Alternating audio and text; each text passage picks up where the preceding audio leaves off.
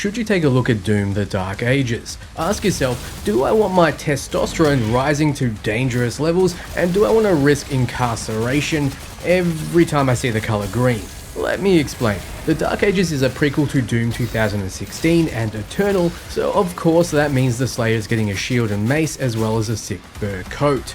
Let me get this out of the way first. Even though it seems like this will be a medieval iteration of Doom, it's still very much a sci-fi game. If you've clicked onto this video thinking you'll be blocking arrows with your shield and charging down an enemy phalanx, well, yeah, there's that, but there's also aliens with laser hands watching you play, and instead of arrows, you have green lasers. Do you like green, by the way? Because after playing this game, every time you see it, you're going to be twitching like a veteran watching fireworks.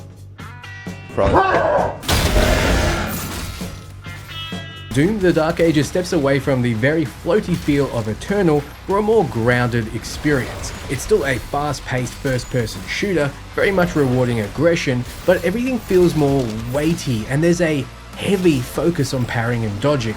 The bullet hells of old are back, and you'll be weaving through enemy fire to parry, aka reflect back, the green in order to damage or make your enemies vulnerable. Did I mention there's a lot of green? If you see it, chances are you should paint press your shield ASAP. By the end of the roughly 22 hours for a 100% playthrough, my green twitch reflexes were so finely tuned I could parry green coming from off screen.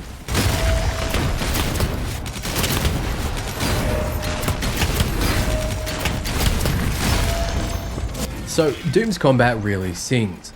I gotta sing the Doom song now! Doom, doom, doom, doom, doom, doom, doom, doom, doom, doom, doom, doom. You have an arsenal of weapons which get handed to you at a decent pace, giving you enough chance to get used to the weapon you've just acquired before the game hands you another tool and lets you upgrade it. With the super shotgun being an unstoppable killing machine up close, the plasma gun overloading enemy shields, and the wife gun being really good at taking out armor and your bank account. Get it? It's a ball and chain. These are the kind of jokes that earn subs, right? Now, each weapon does have its pros and cons, but at least on most difficulties you can use whatever you like.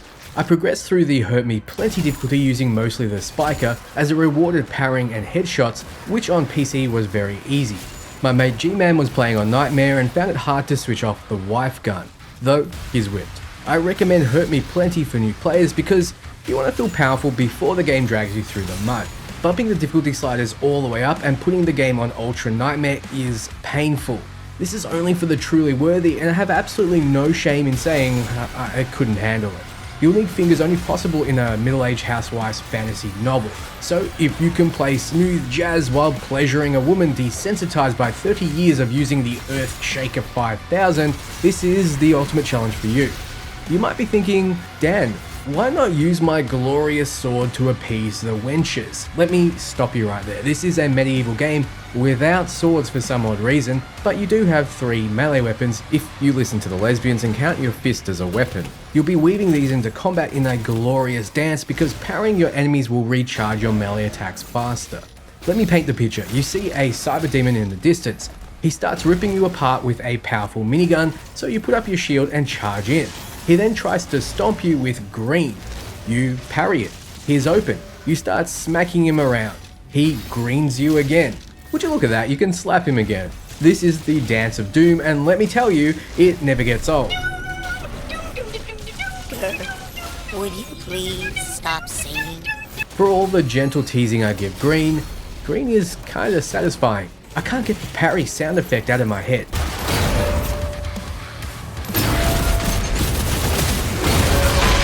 If real life had these sound effects, I'd pick a fight with the Irish on St. Patrick's Day just to get my quota up.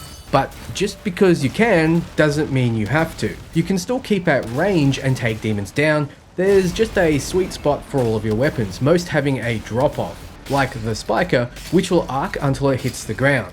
Only the rocket launcher will reach max range, and that rocket does not go like a rocket. Even throwing your shield is faster.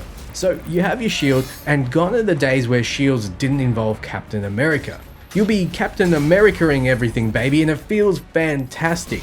You can block damage, you can parry, you can solve puzzles, you can blow up other shields, you can shield charge slam from space. You're gonna love this thing and miss it when it's not in the next Doom. I think the mix of ranged weapons, melee, and your shield is the perfect balance. I'm not the most coordinated fellow, but even I was mixing in bullets, maces, and chainsaw shields into a cocktail that was not only delicious, it had me drunk with excitement. I found myself not missing the highly animated snap to target glory kills of Eternal, which are now only reserved for boss fights. The new finishes that take its place kept the combat flowing. With these, you slap an enemy with a quick physics-based melee flourish. You might be thinking, damn, I used to use those long animated glory kill animations to take a breath. Well, Dark Age's combat flows better than its predecessors, letting you sit back and pick your moment if you so choose. So yes, the combat is spectacular and the game really puts that front and center, so if you have a gun in your house and a partner that likes to run their mouth, maybe lock them both up while you play because your testosterone will shoot up to dangerous levels. Fuck! God! Choking on my own rage here! Try explaining how you perfected your parry slap skills to the police. She was wearing green simply won't fly. Speaking of, you move ridiculously fast for a guy clad in armor, but id Software have nailed how it would feel and sound as you run, jump, and slam to the ground with a satisfying thud.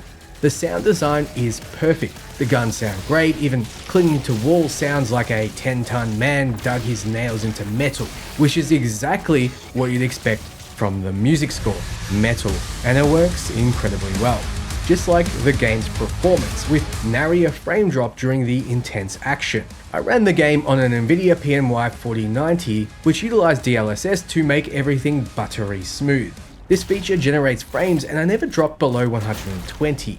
I have a 50 series card in the way and this game seems to be the perfect testing ground for DLSS 4, which can get 4K resolution up over 200 frames per second. I also played with ray tracing on and like I mentioned, never had a single hiccup. Okay, so this game is well optimized, but what else is there besides the combat? Surprisingly, quite a bit of exploration. Some missions open up to large explore at your own pace sections with hidden secrets, locked doors behind keys, and green. Green is for go, apparently. There are a ton of collectibles from gold to gems to codexes to cute little toys. The toys and codexes give lore to those who want to know more, but the gold and gems are there to upgrade your weapons, shield, and melee weapons. This is your main drive to explore and solve relatively easy puzzles. Your map, ungracefully 3D, lets you see all the secret areas and collectibles, which saved me at least 10 hours. Though no doubt someone in the comments will rage that the game is holding your hand. It's Doom, not Mario Galaxy. Ironically though, you'll be traveling to different ones. From the Sentinel's homeworld to Hell to a hush-hush place the tentacle embargo was very clear tentacle I can't tentacle talk about. The areas look beautiful and you'll often stop to observe the ongoing war between humans and demon kind. There were times where I found some areas to be too similar. Demons shouldn't be invading the same place twice. Of course, some of you will say that demons only kill and diddle children because they're misunderstood, but I'd understand if you don't buy this game simply because they decided to make the title The Dark Ages instead of just Doom Dark Ages. So that proves conclusively that this is a game made by devs that both can and can't make things flow. You see, the over 20 or so missions are broken up by sections where you pilot a mecha dragon and a giant Atlas mecha robot, just reinforcing that this is most definitely not a medieval game. These sections require you to, you guessed it, smash the like button when you see green. Dodging at the right time gives you a boost to your damage. It's overly simplistic when compared to the much more fine-tuned and exciting on-foot combat. I found myself craving the tactile pleasure of personally freeing a Mancubus from its juices while I was casually snapping a demon's neck on the back of a cybernetically enhanced dragon, which is a sentence no one should ever have to say. There should be developer jail for those who make riding on dragons and piloting giant mechs somehow less exciting than walking. id Software can be placed in the same cell as the guy who invented those escort missions where the NPC walks slower than you. What doesn't walk slow though is the story. I appreciate how the game now has cinematic cutscenes instead of relying completely on codex entries. Is the story great? No. Did they try? Sorta. And that's what counts. It's mildly entertaining, and even though I had the option to skip these, thank you, there wasn't even a splash of green in them, and I really appreciate that. I didn't appreciate seeing the Doom guy looking like a young version of me with bigger eyes underneath that helm because I'm not intimidating at all, but I'll leave that up to you to discover. Even though you probably won't understand what is actually going on in the story, someone on the internet will be sure to piece it together for you. Doom: The Dark Ages doesn't overstate its welcome. Besides the dragon and mech sections, the combat pacing feels right, giving you fun new toys and the time to really take them for a spin and learn how to use them, while providing you more and more badass enemies to test them out on. It's bigger than the games that came before it in both physical size and scope, looks great, sounds wonderful, and is as challenging as you want it to be, with cosmetic rewards for finishing it on higher difficulties. The UI is clean, there are a ton of quality of life features, and it's respectively responsive. If we ignore the green, which is utterly impossible, and an almost non-existent storyline, it's a good game. So why then is it a hard game to recommend? Well, because of how niche it is. It's not easy for me to say it's simply a fast-paced first-person shooter, because so is COD to an extent, and I'm not sure that COD lovers would enjoy this game. Some might find it repetitive, some may find it too hard to get their heads around, some simply won't like the blend of fantasy and sci-fi. Doom: The Dark Ages is less for shooter fans than it is for those who like audio and visual feedback in their games. If you love the little clicks and clanks shooting dopamine through your body,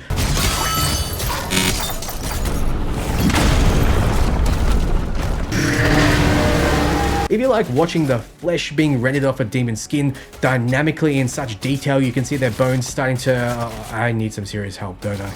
Well, to answer my opening question, I recommend Doom: The Dark Ages to anyone who's a little messed up.